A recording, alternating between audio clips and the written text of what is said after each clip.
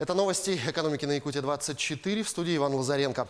Пенсионные выплаты россиянам увеличатся в случае ухода на заслуженный отдых позже положенного. Пенсии вырастут за счет индивидуального пенсионного коэффициента, а также фиксированные выплаты на соответствующие коэффициенты. Эти коэффициенты применяются, если выход на пенсию по старости откладывается не менее чем на 1 год и увеличиваются за каждый полный отложенный год, но не более чем на 10 лет, рассказал председатель Пенсионного фонда России Антон Дроздов.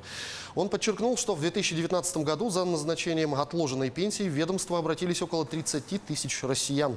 После выхода на пенсию число накопленных индивидуальных пенсионных коэффициентов умножаются на их актуальную стоимость. Если пенсионер захочет работать дальше, проведенную индексацию никто уже не отменит. Аэрофлот с 25 декабря закрывает бесплатный доступ в бизнес-залы аэропортов Якутска, Иркутска и Новокузнецка владельцам платиновых бонусных карт и пассажирам класса «Бизнес», сообщается на сайте перевозчика. В качестве компенсации пассажирам обеих категорий будут начислять по 3000 миль.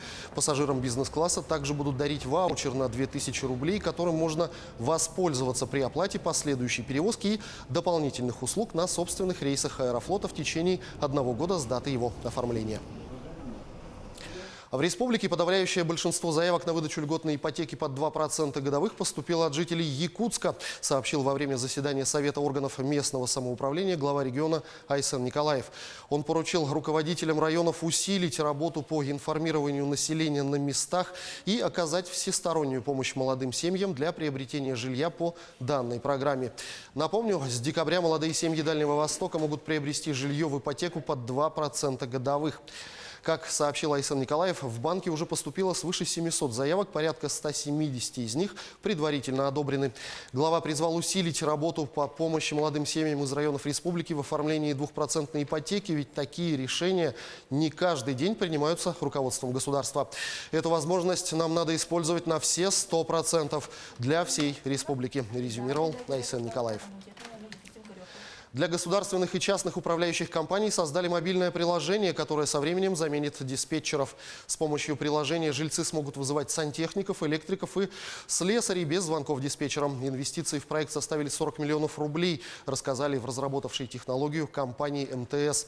С помощью сервиса также можно передавать показания счетчиков, оплачивать коммунальные и коммерческие услуги, управляющие компании участвовать в электронных голосованиях и всевозможных опросах.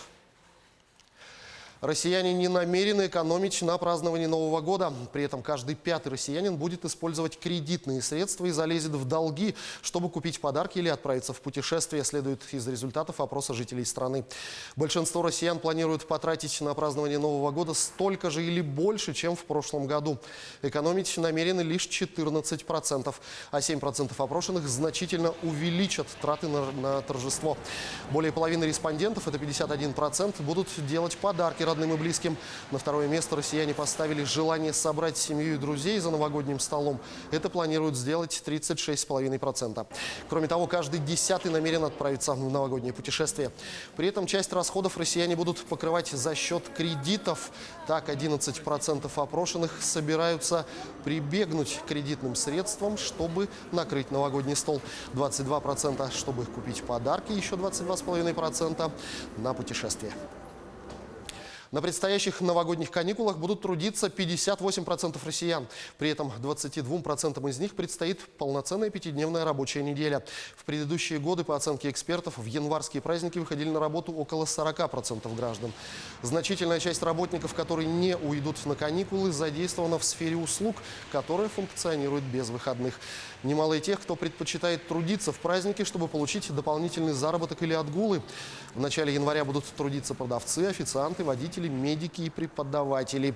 Ну а я напомню, что 31 декабря для работников бюджетных организаций в нашей республике объявлено выходным днем, а суббота 28 декабря – это рабочий день. На этом у меня все. Оставайтесь в курсе экономических событий на нашем канале.